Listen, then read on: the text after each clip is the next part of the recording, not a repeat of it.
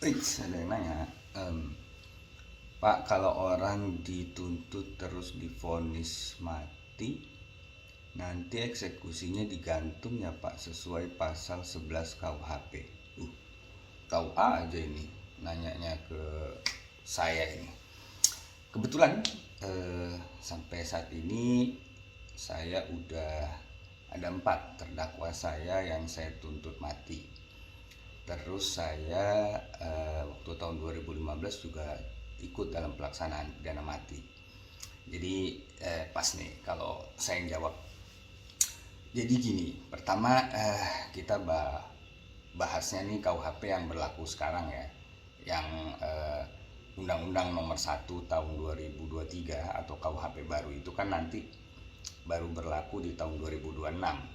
Jadi kita bahas yang KUHP yang masih berlaku sekarang.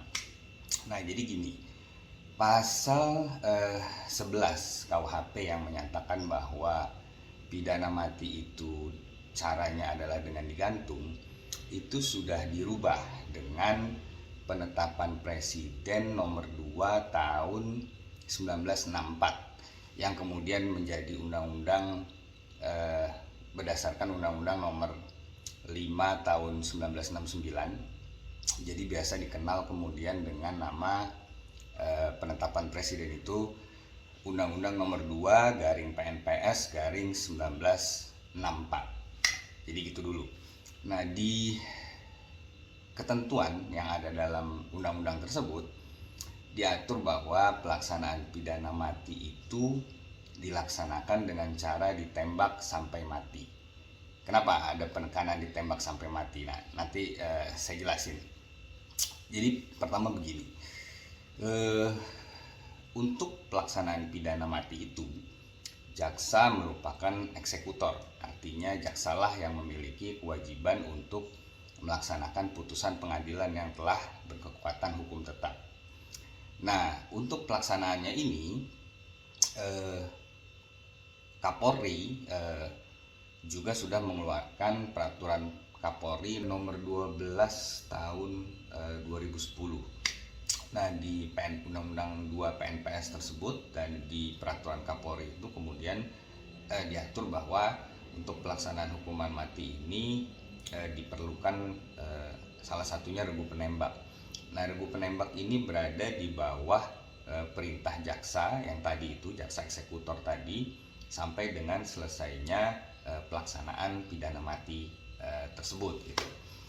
Nah, untuk pelaksanaan pidana mati ini, seorang terpidana mati ini akan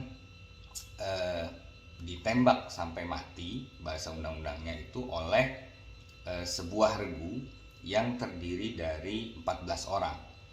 Nah, 14 orang ini terdiri dari ada satu komandan pelaksananya, ada satu komandan regunya, dan kemudian ada 12 orang anggota regu penembak. Nah, undang-undang juga mengatur bahwa kalau misal nih ya, ada terpidana mati wanita, maka eksekusinya tidak akan dilaksanakan sampai dengan 40 hari setelah yang bersangkutan melahirkan anaknya. Kita balik lagi nih ke tata cara eksekusinya. Nah, tadi kan udah saya bilang ada 12 orang anggota regu penembak. Nah, tiap orang ini diatur oleh ketentuan undang-undang bahwa dia tidak akan mempergunakan senjata organiknya untuk konteksnya eksekusi pidana mati ini. Senjata organik itu maksudnya adalah senjata yang biasa dia bawa sehari-hari. Enggak, dia akan disediakan senjata laras panjang yang berbeda, yang khusus untuk pelaksanaan pidana mati ini. Nah, dari 12 orang yang dibekali dengan senjata laras panjang itu, maka dari 12 senjata itu 3 yang berisi peluru tajam dan 9 lainnya itu berisi peluru kosong. Nah, seperti itu. Jadi kemudian 12 orang ini tidak tahu mana yang senjata yang isinya peluru kosong dan mana senjata yang isinya peluru tajam. mereka akan mengambil senjata itu secara random lah oleh ketua regu penembak ini, komandan regu penembak maksud saya, sorry salah penyebutan. Nah kemudian dalam pelaksanaannya si terpidana mati ini bisa kemudian memilih untuk apakah ingin matanya ditutup atau tidak. Dia juga bisa memilih untuk apakah mau berdiri, mau berlutut, atau mau duduk. Nah, ketika eksekusi pidana mati ini dilaksanakan, si terpidana mati ini akan diberi tanda hitam di bagian jantungnya. Kemudian 12 orang ini ketika diperintahkan sesuai dengan mekanisme yang ada, bisa detailnya dibaca aja di peraturan Kapolri tadi dan di Undang-Undang PNPS tadi. Ketika kemudian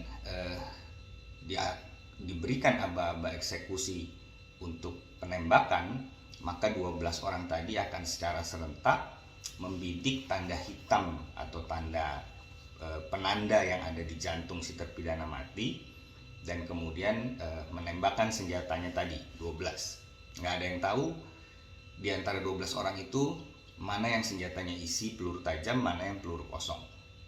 Seperti itu. Nah, ketika kemudian penembakan itu sudah dilakukan, maka kemudian jaksa bersama dokter, kemudian juga bersama dengan komandan pelaksana yang memberikan aba-aba kepada regu penembak melakukan pengecekan apakah terhadap terpidana tadi yang baru saja ditembak masih ada tanda-tanda kehidupan. Nah, apabila masih ada tanda-tanda kehidupan menurut dokter, maka disinilah tadi konteks yang saya bilang di awal, ditembak sampai mati.